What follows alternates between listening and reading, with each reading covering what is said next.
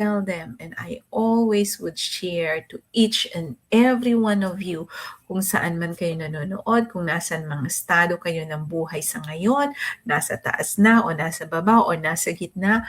Alam niyo yun, alam ng Panginoon lahat ng mga nangyayari sa ating buhay. And when we feel things are hard, doon nga tayo na-challenge, di ba?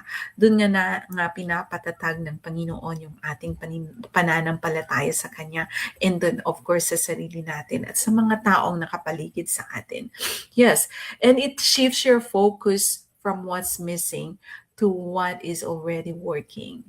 Yes, doon natin nararamdaman na yung mga bagay na nagwo-work sa ating business, sa ating pamilya, sa ating pananampalataya, yun ang ikikip natin na pwede nating dalhin as we grow.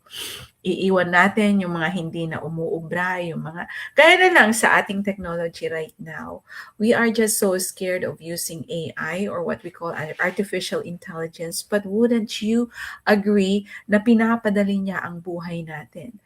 For us in the medical world, actually they are using that now. Sabi nga nung isa kong coworker, actually I work in the hospital as a care coordinator. Left the bedside after 28 years of being a bedside nurse and now care coordinator. Sabi nung isa kong katrabaho, sabi niya, Mabel, you wouldn't believe me that my PCP, my provider asked me, pwede ba nating i-record yung lahat ng conversation natin? Because what they do is they use artificial intelligence to do their charting now. And most of the big hospitals now are gearing towards that. So